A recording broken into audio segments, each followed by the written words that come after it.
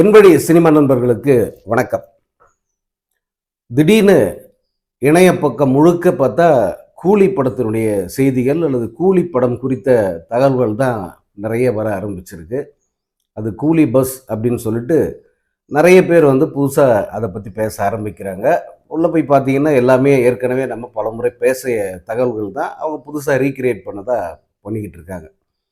ஆக்சுவலாக கூலியோட அப்டேட் என்ன இப்போ அப்படின்னு பார்த்தீங்கன்னா, கூலி திரைப்படம் கிட்டத்தட்ட அதனுடைய படப்பிடிப்பு நிறைவுறுகிற ஸ்டேஜுக்கு வந்துருச்சு. குறிப்பாக சூப்பர் ஸ்டார் ரஜினிகாந்த் அவருடைய பகுதிகள், அவர் நடிக்க வேண்டிய அந்த காட்சிகள் 99% நிறைவடைந்து விட்டது அப்படிங்கிறது தான் இப்போதைய அப்டேட்.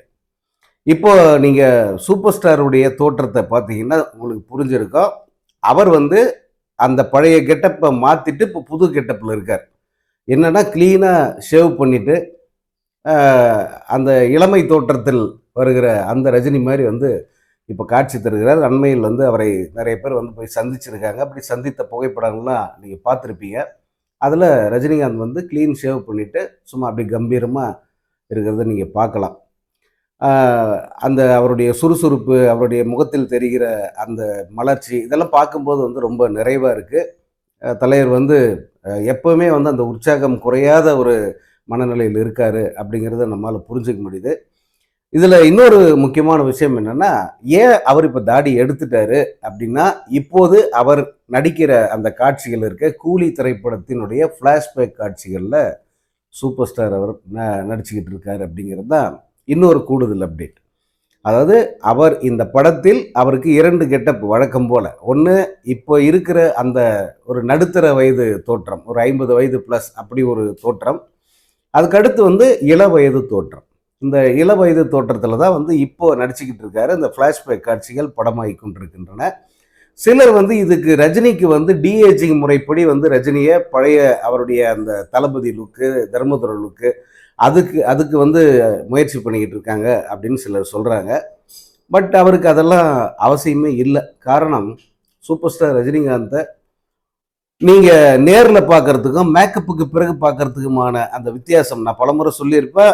ஒரு முறை அந்த மேக்கப் ரூமுக்கு போயிட்டு அந்த படத்துக்கான கெட்டப்போட நின்ட்டாருன்னா அப்படியே மாறி இருப்பார்.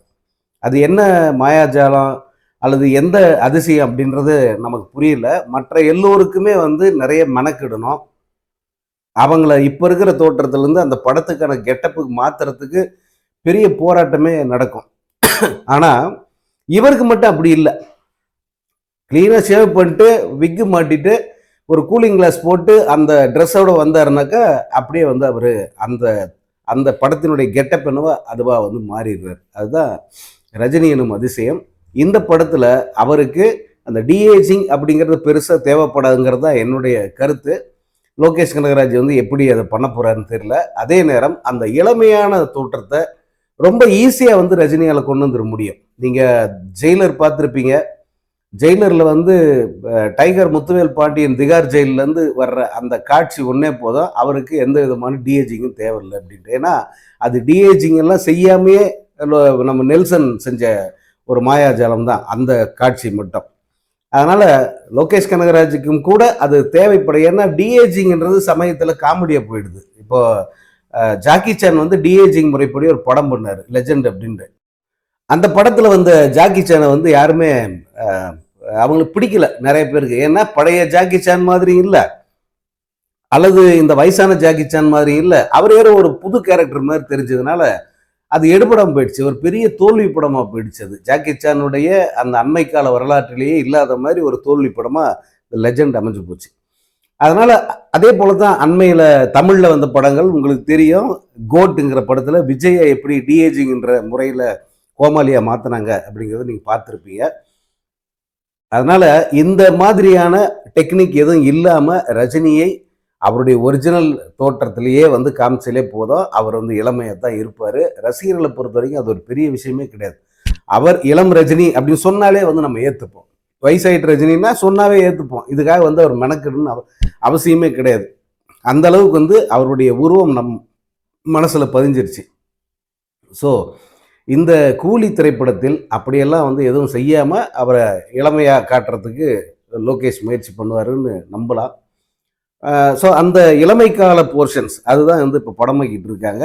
அது முடியறது இன்னும் ஓரிரு நாட்களில் வந்து அதுவும் கூட நிறைவுற்றுவிடும். இந்த மாத இறுதிக்குள்ள பிப்ரவரி இறுதிக்குள்ள ரஜினியினுடைய போர்ஷன் படமாக்கப்பட்டுவிடும். அதே போல மார்ச் முதல் வாரத்திலேயே வந்து படப்பிடிப்பு நிறைவாகும் அப்படின்ட்டு எல்லாருமே எதிர்பார்க்குறாங்க. ஸோ மார்ச்சுக்குள்ள படத்தை முடிச்சுட்டா அடுத்த 3 மாதங்கள் இந்த படத்தினுடைய பின் தயாரிப்பு பணிகள், post production works, dubbing, colour corrections, VFX இப்படி பல பணிகள் இது எல்லாமே வந்து அடுத்த 3-4 மாதங்களுக்குள் நடக்கும். அதன் பிறகு 1 மாதம் இந்த படத்துக்கான ப்ரொமோஷன்ஸு ஆகஸ்ட் மாதம் 14 அல்லது 15ஆம் தேதி அல்லது 10ஆம் தேதி இந்த படம் திரையை தொடுகிறது அப்படிங்கிறது தான் கூலி திரைப்படம் குறித்த மேலதிக தகவல்கள். இந்த ஆகஸ்ட் 15 அப்படிங்கிறது உங்களுக்கு ஏற்கனவே நான் சொல்லியிருக்கேன். அன்று தான் ரஜினியினுடைய பொன்விழா ஆண்டு தொடங்குது. அது ரஜினி முதலில் நடித்த அபூர்வ ராகங்கள் திரைப்படம் திரையை தொட்ட அந்த நாள் அந்த ஆகஸ்ட் 15ங்கிறது. ஸோ அந்த தேதியில் இந்த படத்தை வெளியிடலாம் அல்லது ஓரிரு நாட்கள் முன்னாடியே கூட அந்த படத்தை வெளியிடுறதுக்கு வாய்ப்பு இருக்குது. ஏன்னா அந்த வீக்கெண்டு அந்த கலெக்ஷன் அதுக்காக இது சோலோ ரிலீஸாக வருகிற படம். ரஜினியினுடைய பொன்விழாவை முன்னிட்டு வருகிற படம் அப்படிங்கிறது கூடுதல் சிறப்பு. வேற நடிகர்களுக்கு இந்த மாதிரி எல்லாம் அமையுமான்னா அதெல்லாம் ரொம்ப ரொம்ப அரிது. அது இவருக்கு மட்டும்தான் அதெல்லாம் கரெக்டாக வரும். ஸோ அவரது பொன்விழாவை ரசிகர்கள் இந்த கூலி என்கிற மெகா பொழுதுபோக்கு திரைப்படத்தோடு சேர்த்து வந்து கொண்டாடுவதற்கான ஒரு தருணமாக இந்த ஆகஸ்ட் 15 அமையப்போகுது. ரஜினிகாந்த் அவருடைய அந்த திரைப்பயணத்தில் ஒரு முக்கிய மைல்கல்லாக இந்த கூலி திரைப்படம் இருக்கும் அப்படிங்கிறது தான் இந்த திரைப்படத்தில் பணியாற்றி கொண்டிருக்கிற பலரும் சொல்கிற ஒரு வார்த்தை. நீங்கள் எல்லாம் நல்லா குறித்து வச்சுக்கோங்க. தலைவருடைய இத்தனை ஆண்டு திரைப்பயணத்தில் மிக முக்கியமான ஒரு சிகரம் வைக்கிற ஒரு படமாக கூலி வந்து அமையும். அனைத்து தரப்பையும் திருப்திப்படுத்துகிற மாதிரியான ஒரு படமாக இது இருக்கும் அப்படின்னு சொல்லிட்டு எல்லோருமே வந்து உறுதியாக சொல்கிறாங்க. காரணம், அவர்கள் அருகிலிருந்து இந்த படப்பிடிப்பை பார்க்குறாங்க, சூப்பர் ஸ்டாருடைய கேரக்டர் பார்க்குறாங்க, சூப்பர் ஸ்டார் எப்படி வந்து இந்த படத்தில் நடிச்சிருக்காரு, அவருடைய எனர்ஜி லெவல் என்ன, இது எல்லாத்தையும் அருகிலிருந்து பார்ப்பவர்கள் வந்து இதை சொல்கிறாங்க. இன்னொரு பக்கம் இந்த படத்துக்கு நெகட்டிவ் பரப்புறதுக்கான வேலைகளில் இப்போவே சில விஷம சக்திகள் வந்து ஆர்வம் காட்டிக்கிட்டு இருக்காங்க. அதை வெளிப்படையாகவே வந்து நீங்கள் சமூக வலைதளங்களில் பார்க்கலாம். ஸோ இவர்களிடம் எப்போதும் எச்சரிக்கையாக இருங்க. இவர்களை ஆரம்பத்திலேயே அடித்து நொறுக்கணும் அப்படிங்கிறது தான் வந்து நம்ம சக நண்பர்களுக்கும் சரி ரசிகர்களுக்கும் தெரிவிப்பது என்னென்னா, இந்த மாதிரியான விஷ சக்திகளை ஆரம்பத்திலேயே அடித்து நொறுக்கணும். இந்த மாதிரியான தவறான ஒரு பரப்புரைகள் வராத அளவுக்கு விழிப்போட இணையத்தில் வந்து செயல்பட வேண்டிய கட்டம் இருக்குது. ஏன்னா நீங்கள் விடாமுயற்சி பார்த்தீங்க, என்ன மாதிரியான நெகட்டிவிட்டி அதுக்கு பரப்புனாங்க அப்படின்னு சொல்லிட்டு. இத்தனைக்கும் அந்த படம் வந்து ஒரு நல்ல நோக்கத்தில் எடுக்கப்பட்ட ஒரு தரமான ஒரு படம். அது அந்த படத்தை எப்படியெல்லாம் வந்து காலி பண்ண ட்ரை பண்ணாங்க, அதுக்கு முன்னே வேட்டையனுக்கு எப்படியெல்லாம் எதிர்மறை இதை பரப்புனாங்க, இதெல்லாம் வந்து மனசில் வச்சுக்கோங்க. அந்த மாதிரியான ஒரு நிகழ்வு கூலி படத்துக்கு வரக்கூடாதுன்னா மிக கவனமுடன் இணையத்தில் வந்து செயல்பட வேண்டும். அது ரசிகர்களுடைய பொறுப்பும் கூட. ஏன்னா இப்போ காலம் அப்படி மாறி போச்சு. நம்ம எல்லாத்தையும் வந்து அப்படி அசால்ட்டாக விட்டுறலாம், பார்த்துக்கலாம்டா நம்ம தலைவர் படம் என்ன பண்ணுற முடியும் அப்படின்னு வந்து நினைக்க வேண்டாம். ஏன்னா சிலர் வந்து இந்த எதிர்மறை செய்திகளை, இந்த நெகட்டிவிட்டியை நம்புறதுக்கு சிலர் இருக்காங்க. அதுக்காக தான் இதை வந்து சொல்கிறேன்.